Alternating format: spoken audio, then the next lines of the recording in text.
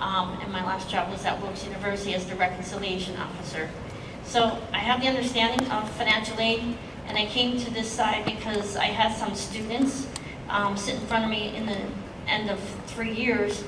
They're not doing so well, so I would have a conversation and say, geez, why aren't you doing well? We have professional tutors, we have peer tutors, we have, find the smartest student in class, make friends with them.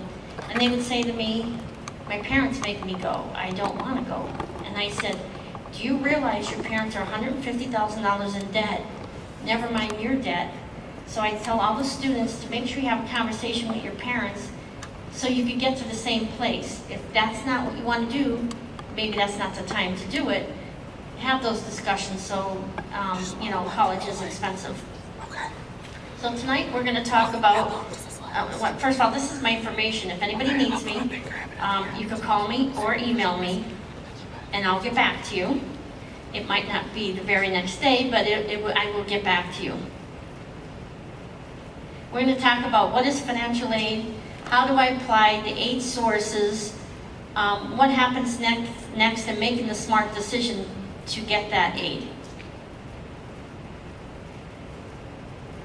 Financial aid is funding provided to the students and the family to help pay for college.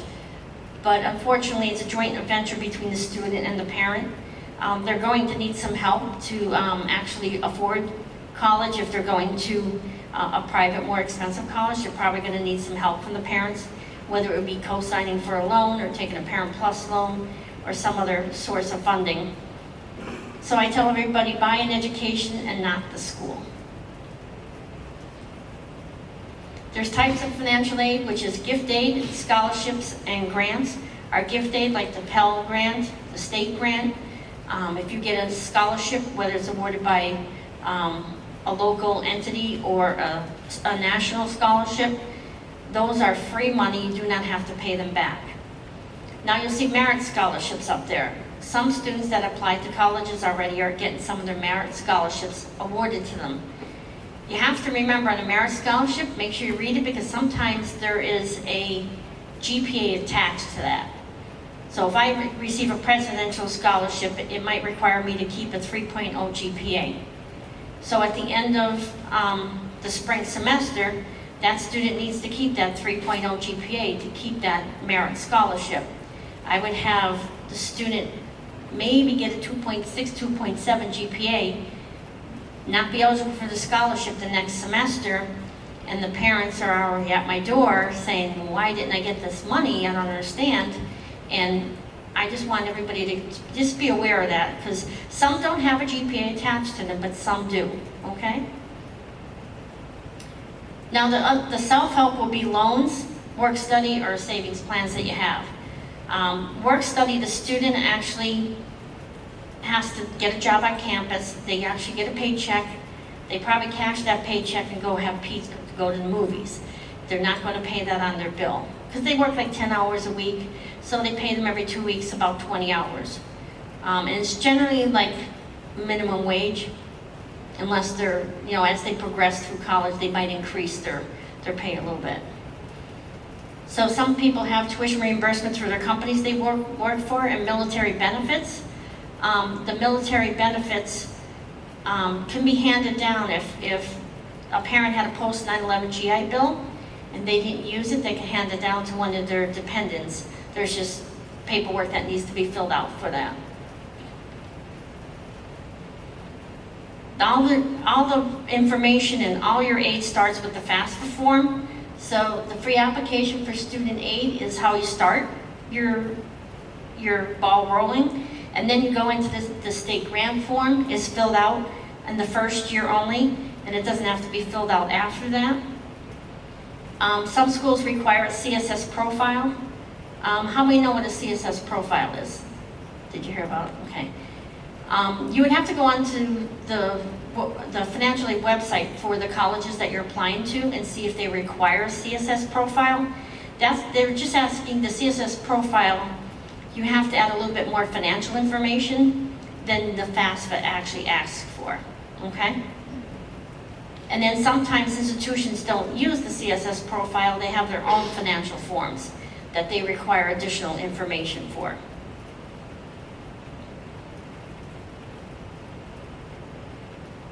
Sorry about that. FAFSA.gov is the website to fill out the FAFSA. There used to be another website, but that's kind of taken away. But make sure you're on FAFSA.gov to make sure you're on the correct website. You can do that on a computer, you can do it mobilely, on a mobile app. You can do it either way. It's easier if you do it on a computer because you need to be sitting with your parent to actually get the correct information in. But some students, their only option is a mobile app, and they can do it that way also.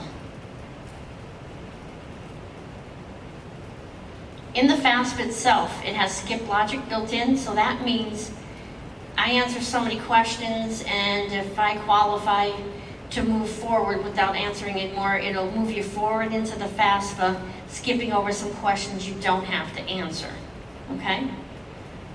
The deadlines for the state grant is May 1st. That's for most schools. There are schools that have an August 1st deadline, and that is the community colleges, business, trade, technical schools, nursing, open admissions institutions. But I tell a student, try to fill their FAFSA out by May 1st, because if they change their mind and they're not going to one of the latter options, they still have their FAFSA filled out in a timely manner, and they would still be eligible for the state grant.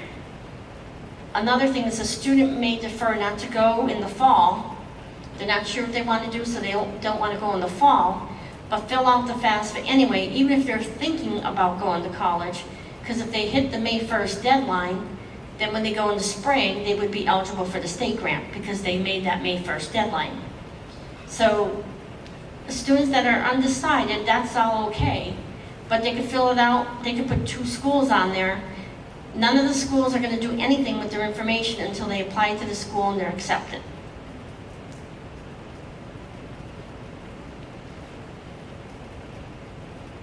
If anybody has any questions, just raise your hand, and I can probably answer them, periodically through the presentation if they pertain to the slides that are up there, if you have any questions, okay? Every parent and every student needs to get an FSA ID. That's a student aid ID, that's a federal student aid ID. So the one parent has to get the student aid ID in their name, social security number, and their email address. And the student needs one in their name, their social security number, and their email address. They have to be 2 separate email addresses. Now everybody will say, well, what about dad? Well, dad could get one too if he's the one that's going to be applying for the Parent Plus loan, because that's the only way you can apply with an FSA ID. So just keep them in a safe place, because every year you're going to need them to fill out the FAFSA, okay?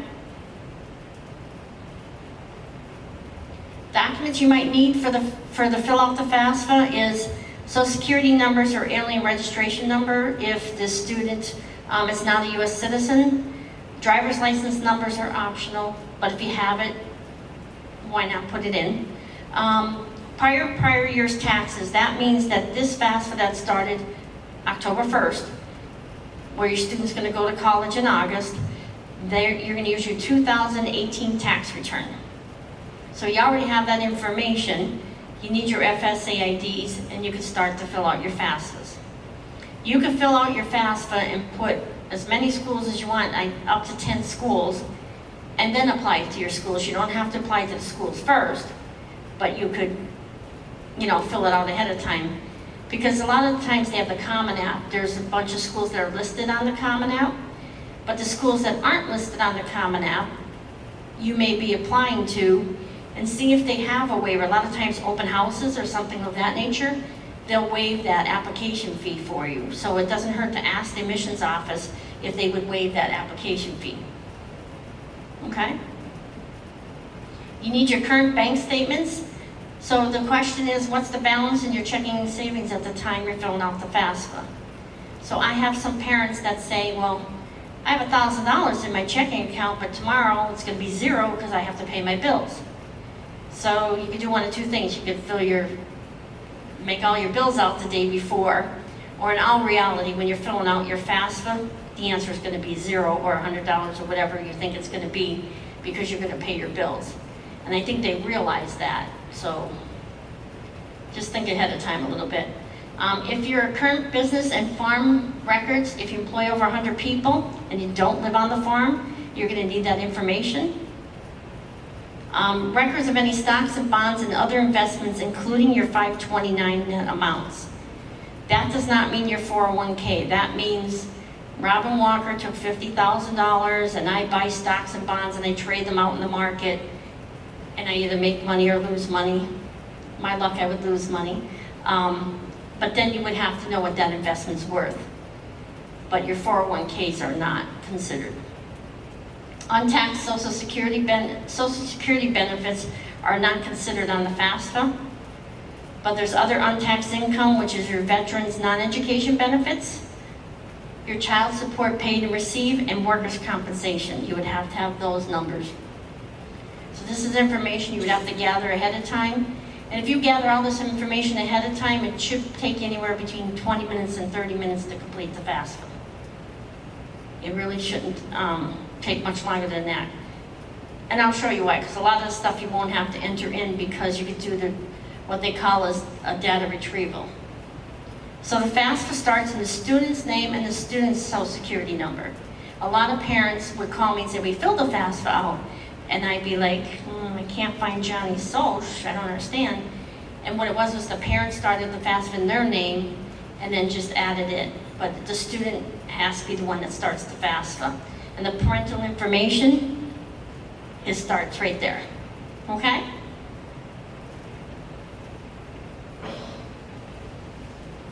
Maybe not.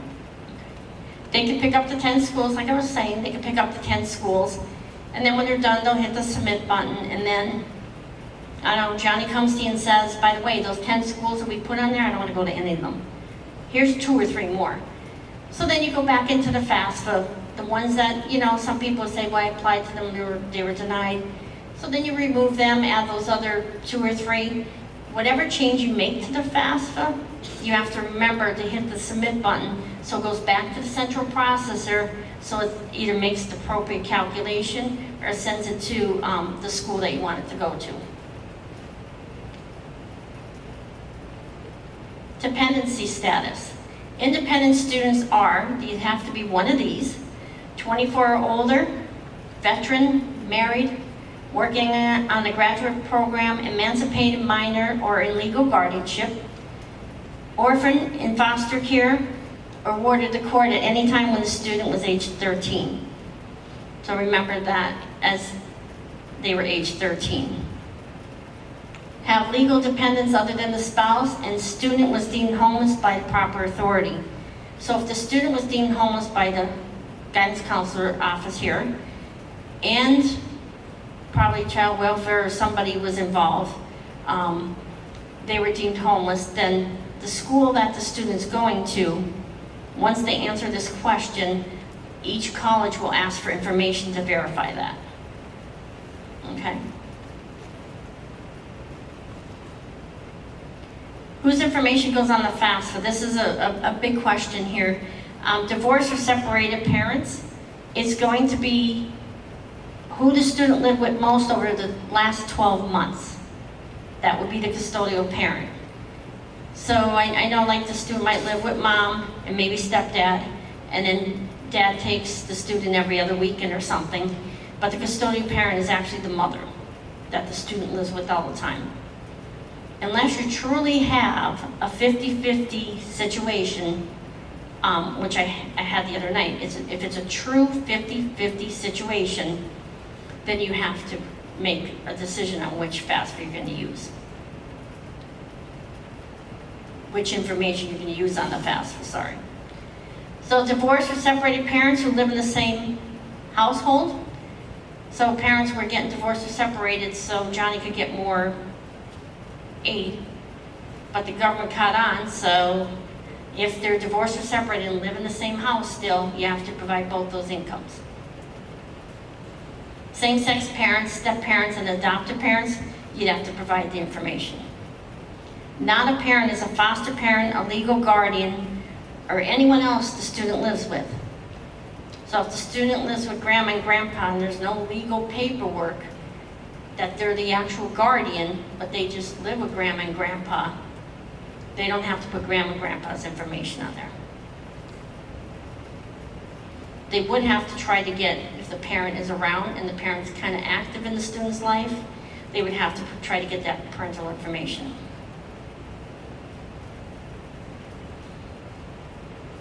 The IRS Retrieval. And when you get to a process of the FAFSA, it'll ask you if you want to do the IRS Retrieval. I suggest you do it because what happens is it lessens your chances of being selected for verification. The government selects anywhere from 35 to 40% of the student population at each school for verification. But if a school sees that you did the IRS Retrieval, because that information comes from the IRS, that's less information you have to provide them if they even do select you for other reasons. But your chances of getting selected are lessened when you do that. Just remember on this, where the red arrow goes up there, if your tax account, or you did, however you filed your FAFSA, if it said Robin Walker, but instead of IN, they put ROBYN, I physically have to put that in there. My social's right and everything, but they misspelled my name. You have to put that in there right for it to match. Otherwise, the IRS is saying it doesn't match. If they misspelled the street, instead of S-T-R-E-E-T, they put S-T-E-E-T, you have to actually spell it that way, okay? Otherwise, it won't match up and say you can't do the retrieval. That's why you should have your taxes right with you to see. I had a student I was speaking to today, and I guess she's always used the address that was on her driver's license when she lived away from the Scranton area. And now, she's been in the Scranton area for years, never changed her address until her driver's license is up for renewal. And I said, well, we need to match this for what we were doing. And when I looked at the tax return, it was her old address that was on there, so that's what she had to use. Assets. There's an asset protection allowance that's applied against the parents' assets based on the information up to that point. So the question would be, as of today, does the total amount of your assets currently exceed, and they'll give you an amount. If your assets exceed that amount, you have to answer yes, and then you're going to have other questions to answer. If your answer is no, there's skip logic built in. It'll take you to another part of the FAFSA. Not an asset is the home you live in, your personal property, qualified retirements like 401k, your life insurance, that's not an asset, and Social Security benefits are not considered. Report an asset, that's how you report an asset. A lot of people, you have to find out your 529, what the net amount is. There's a place that you could go on to figure that out, what your net amount is of the 529. But with your 529, if you're not over that asset protection allowance, you won't have to worry about figuring that out. Okay? Any questions? Yes?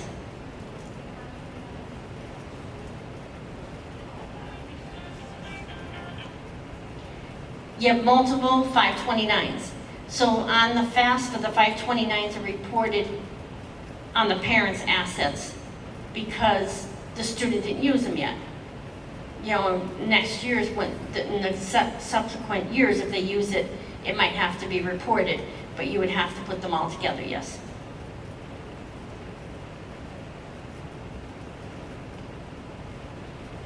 At the end of the FAFSA, you're going to hit the submit button. You're both going to sign it and hit the submit button. It's going to be signed by the parent and the student. You're going to hit the submit button. It's going to do an EFC, which is your expected family contribution, which is the family strength number, not the amount you have to pay. So whether I go to a local college, a technical college, a community college, or I go to Harvard, my EFC is going to be the same. If my EFC is $5,000, it's going to be $5,000 no matter what school I go to. That does not change. What changes is, say the cost of the school is $20,000, my EFC is $5,000. So the need at that school is going to be $15,000. But if I go to a school that's $50,000, minus my EFC of 5,000, my need is 45,000. So what the schools use that number for is try to get institutional money, endowment money, scholarship money of that nature to try to fill in that gap, that need. So that's why they use that number. They used information from the FAFSA. The driving factor is income, family size, and age of the older parent. So if I have a parent that's 62 in one family of 4, one in college, the parent's 62, same family, making the same income, everything, 4 and 1 in college, the oldest parent's 52, the one that's 62 is probably going to have a lower EFC because they're closer to retirement. So they do a little calculation because they're closer to retirement, so they're going to make less money as they go along the line, but that's how they figured that out. Approximate asset calculation is 20% for students and 6% for parents. That got switched around a little bit because parents were turning their assets over to students. So the government did it this way so they would stop doing that because it's actually better for the parent to keep the assets in their name. There are also student income protection. So the student can make $6,570, and that is not considered, but anything over that, they only consider 50% of what's over that in the calculation.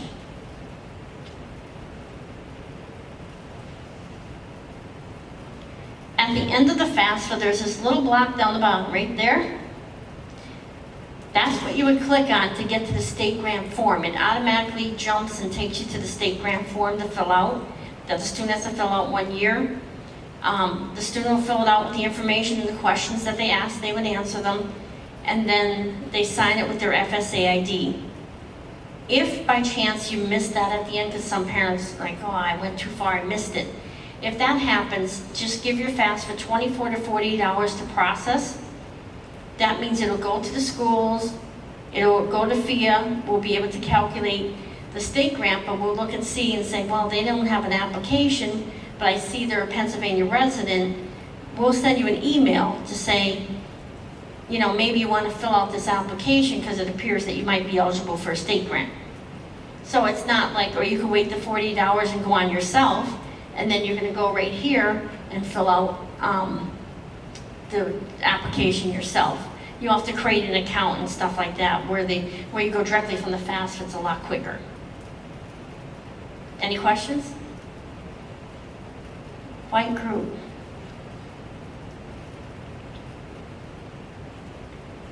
So when you process your FAFSA, they're going to give you the EFC.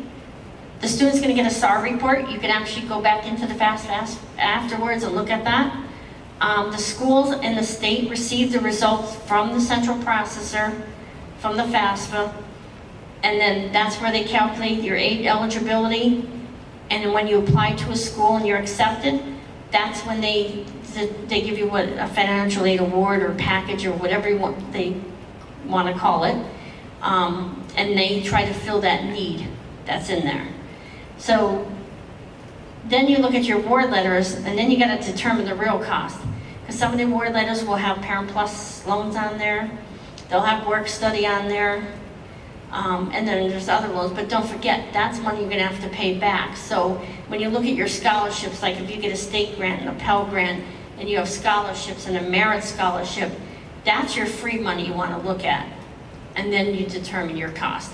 So you can actually go to a higher cost school, receive a pretty good amount of need-based funding, and still be the same as that other school that you're considering that was, say, locally, okay? The financial aid office will use a cost of attendance, like a budget, the direct cost. That's going to be tuition fees, room and board, books and supplies. Indirect costs, some parents are, okay, tuition fees, books, okay, I got that. Incidentals are, like, the students still going to want to go for pizza, they're going to want to go out to the movies, they're going to want to furnish their room with a special bedding and everything. So that costs some money. And I was telling a parent the other night, well, they could use their work study money to go to movies, and they were laughing at me. I said, why are you laughing? They said, you know how much it is to go to the movies? I said, actually not. I haven't gone in 35 years, and it was like $3 when I went. And it was Rambo 1. So I told my husband, I said, I think we better go to this Rambo movie, because I'm not sure he's going to be around much longer. I better, I might surprise him and go to the movies. He told me I couldn't sit still long enough, and he got me so mad. I said, well, I'll never go to the movies with you again, and I have not. He was laughing at me the other night. I said, Rambo's in is like the last one. So we'll see if we get to go there, but I guess it does cost more to go to movies now. They said, you better take $50 with you. And I said, oh, okay. So mom's gonna have to give a little bit more money besides the work study money. So every school has a net price calculator, either on their financial aid website or their mission site. Usually it's on both. On the college that you're going to. You can actually plug in your numbers. They're going to give you tuition, fees, room and board, all the costs that are with the school. They're going to give you an estimate amount of scholarships that they normally give out and some gift aid, and then you're going to come up with an estimated price that you would have to come up with as far as loans. It's only an estimate. That's why it's called an estimator. But it might give you an idea of what the school offers as far as free institutional aid. Okay? Schools have what they call special circumstance or special conditions form. It has to be a life-changing event for that to happen. So in 2018, I had this in 2018 I had this income, and one of the parents lost their jobs by chance. So in 2019, we have nowhere near that income. Or God forbid, one of the parents had passed away. The income is not there. So you would contact the financial aid office, and you have to contact each individual financial aid office, okay? Because each one does their own special circumstance or special conditions, each one. So one might approve it and one might not. Some don't do it at all. It's what your FAFSA is, what it is. My experience is most do. So what happens is they get the information that you provide to them on this life-changing event why your income is changed, and then they make a decision. They'll back out income or something of that nature. They have to have paperwork to back that up, because the schools do the federal change, which means they might be giving you more federal money or need-based money, so they have to have, in case they're audited, all this information of why I made that change for that student. The state has their own forms, and that's you'd be reconsidered for the state grant. You contact the state, they will send you forms to fill out. So probably in all actuality, whatever you're providing to the college, you'll probably have to provide to the state, because the state determines their own. Any questions on that?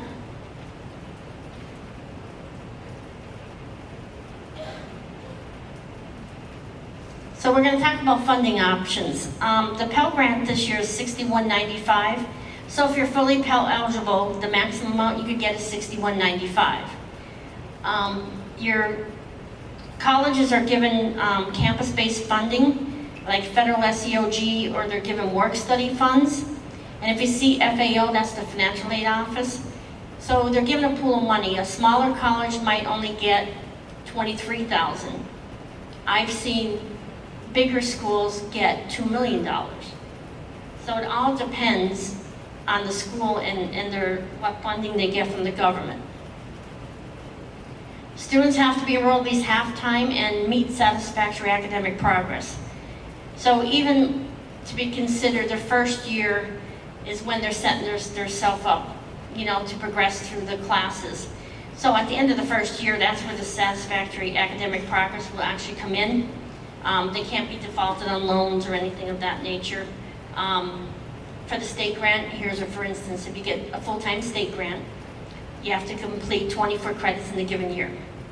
So if a student only completes 9 credits in the fall, 12 in the spring, they're short 3 credits. So that student, in order to be eligible for the state grant in the next year, would probably have to take a summer course to make up those 3 credits if they wanted the state grant. And the state grant's a pretty good chunk of money, but sometimes summer classes are a little bit cheaper.